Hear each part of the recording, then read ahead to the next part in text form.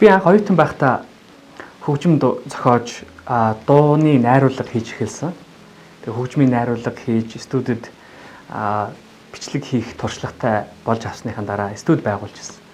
Тэгээ тэр студийнхаа нэрийг одоо илүү олон түмэнд сурталчлахын тулд зохиосон бүх дуунуудаа студийнхаа нэрээр нэрлэдэг байсан.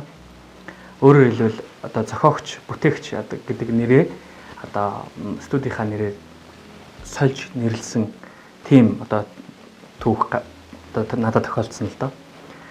Тэгээ хожимоо яг оюуны өмчийнхаа яг тэр хууль одоо яг тийм хөгжмийнхаа салбарыг яг энэ бүтцээр нь ингээд аваад үзэхэд оюуны өмчийн одоо яг энэ хууль чи өөрөө бүтээгч, зохиогчийн эрхийн тухай хуультай холбогддог. Зохиогч өөрөө амныхаа эрх буюу өөрийнхөө нэрийг заавал дурдуулах шаардлагатай байдгийг ойлгож аваад энэ бол миний яг том одоо хөгжмийн салбарт олж авч байгаа туршлага болж байна л да. Нөгөө талаасаа гэвэл оюуны өмч бол миний одоо тархинд байгаа, миний оюунд байгаа энэ нэг одоо мөрөөдөл, төсөөлөл энэ бүхнийг одоо нүдэнд харагдахгүй хөгжмийн бүтээл болгож, дууны бүтээл болгож хэрэглэгч, сонсогч, үзэгч бүхэнд одоо түгээж байгаа энэ хэлбэр.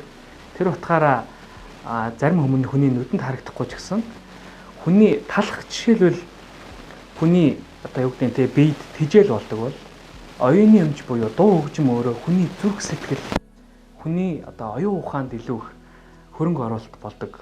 Гоё инспирэшн гоё тийм маш гоё юм урам зориг болдог болов уу гэж боддог. Тэр утгаараа маш хэрэгтэй зүйл энэ зүйлийг үнэлэхгүйгээр Монгол одоо яг энэ орчин цагийн инновац технологийн үед амьдарч байгаа залуучууд маань юу гэдэг нь яг энэ технологиг, энэ мэдээллийг одоо юу гэдэг нь өөрийнхөө ажил амьдралд хэрэгжүүлэхгүйгээр амьдрах боломжгүй юм. Тэр утгаараа оюуны өмчийг дээдлэнэ гэдэг бол улс үндэстэн өв соёлоо хамгаалж үлдэх. Тэрнээс цаашлаад өөрийнхөө уран бүтээлийг маш одоо тийм соёлтойгоор дэлхийн аль ч зах зээл дээр, хөгжмийн зах зээл дээр байна, урлагийн зах зээл дээр нийлүүлж болох маш том бүтцийн том шийдэл гэж би хувьдаа бодож байна. Бүгдээрээ оюуны өмчөө дээдлцгээе. Оюуны өмч буюу энэ зүрх сэтгэлээс оюунаас гарч байгаа энэ сэтгэлийн энэ талхыг бүгдээрээ дээдлж хэрэгэлцгээе гэж та бүхнээсээ уриалж байна.